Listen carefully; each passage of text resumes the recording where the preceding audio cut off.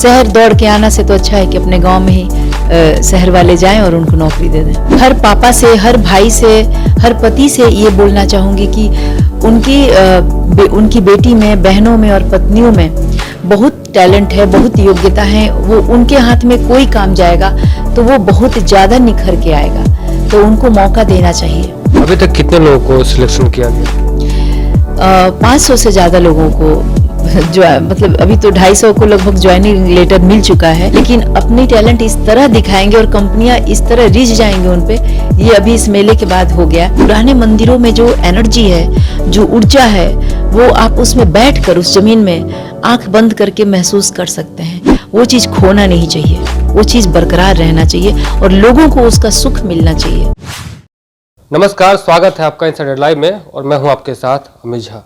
कहते हैं कि रोजगार मेला जो है अधिकतर शहरों में लगते हैं, लेकिन किरण प्रभाकर ने साबित कर दिया है कि रोजगार जो है शहर में नहीं बल्कि गांव के लोगों को जो है ज़रूरत है। हम बात करेंगे, हमारे साथ जुड़ी है। सबसे पहले बहुत स्वागत है आपका। थैंक यू, धन्यवाद। ये रोजगार मेला जो आपने लगाया गाँव में, अक्सर लोग शहरों में लगाते हैं, आपने गाँव को चुना क्यों? क्योंकि अभी तो ज़रूरत गांव की ही है। शहर में तो फिर भी शिक्षा के शिक्षण संस्थान भी हैं, वहाँ अपॉर्चुनिटीज़ बहुत हैं। गांव में उसका अभाव है, तो जिधर अभाव है हमें उधर को ही फोकस करना चाहिए। दूसरी बात कि मैं तो खुद भी गांव की पली बढ़ी हूँ, गांव में ही मेरी परवरिश है, तो मुझे निश्चित रूप से मैं प्रायोरिटी तो पहले अपने गाँव को ही दूँगी, जहाँ उनको ज़रूरत है जॉब की। शहर दौड़ के आना से तो अच्छा है कि अपने गाँव में ही शहर वाले जाएं और उनको नौकरी दे दें। किस फील्ड में आप जो है नौकरियां दे रहे हैं लोगों को? कंपनियां आके उनको दे रही हैं अपने हिसाब से, उनको मेन जॉब देना है और जो जिस पोजीशन को डिज़र्व करता है, जो जिस लायक है, उसके हिसाब से, उनके योग्यता के हिसाब से दी जा रही है। अच्छा, एक क्वेश्चन है आपसे। गांव में अधिकतर लोग सेवा भाव से करते हैं, कई लोग ऐसे हैं कि पॉलिटिक्स में आने के लिए करते हैं, तो आप किस भाव से कर रहे हैं? एकदम गांव के लोगों की तरह सेवा भाव से। सेवा भाव से कर रहे हाँ हैं। हाँ हाँ। पॉलिटिक्स में आने का भी इरादा नहीं है? नहीं, पॉलिटिक्स का इरादा का बात ही नहीं है। मेरा तो पूरा है कि मैं अपने गांव के लोगों को, जिनको बहुत ही ज़रूरत है, उनको जॉब दूं। जैसे भी हो सकता है, किसानों का पैदावार बढ़ाऊं तो वो करूं। जो जो मैं कर सकती हूं वो मुझे, मेरा पूरा फोकस बस मुझे मेरे क्षेत्र की समृद्धि पर है। आप अपने बारे में कुछ पहले बताएं। आप सब जानते हैं मेरा नाम किरण प्रभाकर है और मैं सेवा भाव से ओतप्रोत हूँ। मुझे लिखने का बहुत शौक़ है और अगर मैं बहुत ज़्यादा कोई चीज़ एंजॉय करती हूँ तो वो एक चीज़, जैसे लोगों का ध्यान रखना, उनका सेवा करना और घूमना है। मुझे बाइकिंग का बहुत शौक़ है, तो मैं खुद भी लाइफ अच्छे से जीती हूँ और मैं चाहती हूँ कि सब कोई इस ज़िंदगी को अच्छे से जिएं। मैम, एक पॉलिटिकल सवाल है। अभी महिलाओं को संसद में 33% आरक्षण की बात कही गई है, ये कहाँ तक लगता है कि सही है और कहाँ क्या है? देखिए, ये सब चीज़ तो बहुत पहले हो जाना चाहिए था, ये सब कुछ, क्योंकि जब आप ये मानते हो, आप अपने घर में ही जाओ, मम्मी का भी उतना ही रोल है जितना पापा का है। तो हमारे किताबों में भी हमने बचपन से पढ़ा है कि स्त्री और पुरुष एक गाड़ी के दो पहिए हैं। तो अगर हमें गंतव्य तक पहुंचना है तो ज़रूरी है कि दोनों पहिए एक समान, एक गति से काम करें। किसी एक को एक बांध दिया जाए कि आप 40 के स्पीड से ज़्यादा नहीं दौड़ सकते और एक को 280 के स्पीड पर ले जाया जाए तो निश्चित रूप से बैलेंस लड़खड़ाएगा। तो यही लड़खड़ाया था, देर सवेर लोगों को थोड़ा सा समझ आया तो बढ़िया है। ये तो हो जाना चाहिए था। मेरे लिए ऐसा कुछ नहीं कि मैं बहुत तालियां बजाऊं, क्योंकि मैं तो मेरे को तो इस बात का था कि ये सब पहले मौका क्यों नहीं दिया गया।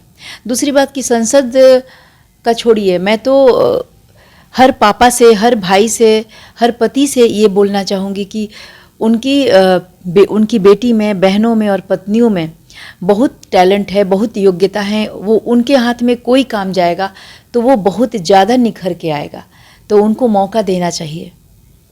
मैम, आपने जो समृद्धि रोजगार योजना आपने शुरू की है, इसमें लड़कियों को भी मौका मिल रहा है क्या? लड़कियां तो फर्स्ट हैं, लड़कियों को लोग आने तो दें, लेकिन मुझे अच्छा लगा कि मेरे रोजगार मेला में भी करीब 20-22 लड़कियां आई थीं। ये देख के मैं बहुत खुश थी और जब मैंने उनसे पूछा कि अगर आपको बेंगलोर भेजा जाएगा, दिल्ली भेजा जाएगा तो आप जाओगे? हाँ मैम मैं जाऊँगी।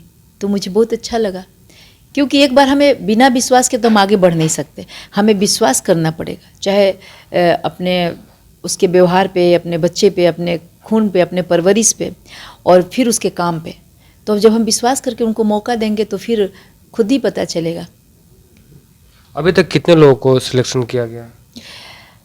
500 से ज़्यादा लोगों को जो मतलब अभी तो 250 को लगभग ज्वाइनिंग लेटर मिल चुका है, बाकी 250 और एक सप्ताह में पूरा क्लियर हो जाएगा, लेकिन 500 से ज़्यादा लोग हैं। आने वाले समय में और कहाँ रोजगार मेला का आयोजन करेंगे? रोजगार मेला के तो खैरा भूधर का कौशल्या उत्सव पैलेस को मैंने एकदम फिक्स कर दिया है, क्योंकि वो बहुत ही लकी जगह है। अब मुझे ये लग रहा है, क्योंकि फर्स्ट प्रयास में भी इतने लोगों ने, उम्मीद से ज़्यादा लोगों ने सफलता पाई है। और मुझे नहीं पता था मेरे गांव में, ये तो मैं जानती थी टैलेंटेड लोग तो बहुत हैं, लेकिन अपनी टैलेंट इस तरह दिखाएंगे और कंपनियां इस तरह रिझ जाएंगे उन पे, ये अभी इस मेले के बाद हो गया। तो मैं ये चीज़ वहीं लगाती रहूँगी, चाहे साल में 1 बार, चाहे साल में 2 बार। बिहार में और कहीं जगह नहीं, क्योंकि ये मेरा घर है, यहाँ से वहाँ मैं रहती हूँ, तो मेरी टीम भी मेरे आसपास ही रहती है, तो उनको भी कंफर्ट रहता है। और वो तो जो जॉब करने वाले लड़के लड़कियाँ, वो तो सब यंग होते हैं, तो वो सबको ही खुशी खुशी पहुँचे वहाँ। और दूसरी बात कि यहाँ मैंने उनके खाने पीने का या हर तरह के उनका सब कुछ, चूँकि मेरा घर है तो मैंने ख्याल अच्छे से रखा। निश्चित रूप से वो कहीं किसी और जगह से तो बेहतर जगह है वो। आपने एक और काम शुरू किया था कि बिहार में तमाम जो मंदिरें हैं उसका मतलब जो मरम्मत कार्य था उसको लेकर के, हाँ। वो अभी कैसा क्या है? हाँ, वो भी समृद्धि से जुड़ा हुआ है, क्योंकि वो मैंने वास्तु के क्षेत्र के वास्तु सुधार का मेरा वो प्रयास है कि जो मंदिर जीर्ण शीर्ण जर्जर अवस्था में बदरंग पड़े हुए हैं, तो उनको ज़रूरी है कि हम उस मंदिर में बैठे भगवान हैं, उनको खुशी देने के लिए मंदिरों का रंग रोगन कराया जाए, पूजा वूजा होते रहना चाहिए, तभी तो उस मंदिर में बैठे भगवान भी मुस्कुराएंगे। भगवान मुस्कुराएंगे तो क्षेत्र के लोग मुस्कुराएंगे। तो वही प्रयास था, उसका मैंने सर्वे किया है।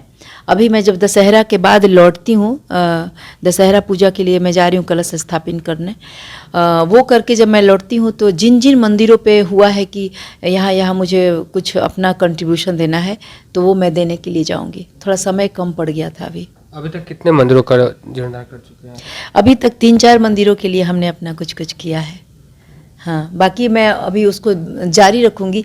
ये एक बार का बात नहीं है, ये सब जीवन पर्यंत चलने वाला है। क्योंकि मेरा है कि कोई मंदिर टूटा फूटा पुराना मंदिर जो भी, क्योंकि पुराने मंदिरों में जो एनर्जी है, जो ऊर्जा है, वो आप उसमें बैठकर उस ज़मीन में आंख बंद करके महसूस कर सकते हैं। वो चीज़ खोना नहीं चाहिए, वो चीज़ बरकरार रहना चाहिए और लोगों को उसका सुख मिलना चाहिए। अभी मैं आपको बता रही हूँ, एक जगह मैं गई थी, गांव का नाम है पड़रिया। वो लोग दूसरा मंदिर बनवा रहे हैं, लेकिन जो पुराना वाला मंदिर है, मैं चाहती हूँ कि वो जो बनवा रहे हैं वो बनवाएं, लेकिन जो पुराना वाला है वो रहे। उसकी दीवारें बहुत मोटी, बहुत ही शीतल है अंदर से, ज़मीन पे बैठने के बाद उठने का मन ही नहीं। लोग मेडिटेशन सेंटर बनाते हैं, उस मंदिर में आप बैठ के देखो, आपको उठने का मन नहीं करेगा, ना आँख खोलने का मन करेगा। माँ जैसे लगता है अपने आंचल की हवा देती है। धन्य है वो गांव के लोग, धन्य है वो मंदिर। लेकिन धन्य लोग तभी होंगे जब उस चीज़ को समझेंगे कि हमारे पास क्या है।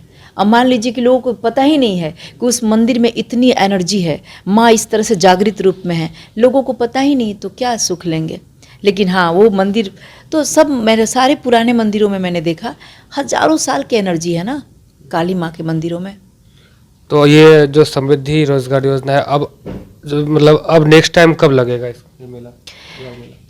मैंने तो सोचा मैं फिर अगले साल इसी समय करूँगी, लेकिन मुझे ऐसा लगता है कि हमें पहले ही करना पड़ेगा।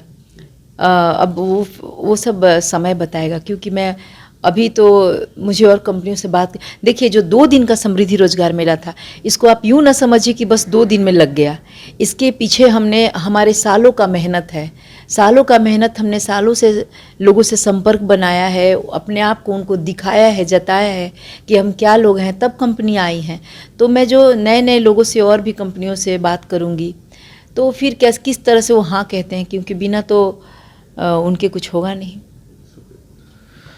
तो ये थी हमारे साथ किरण प्रभाकर। इनका साफ तौर पे कहना है कि लोगों को जिसमें खुशी मिलती है हम वो काम करते रहेंगे।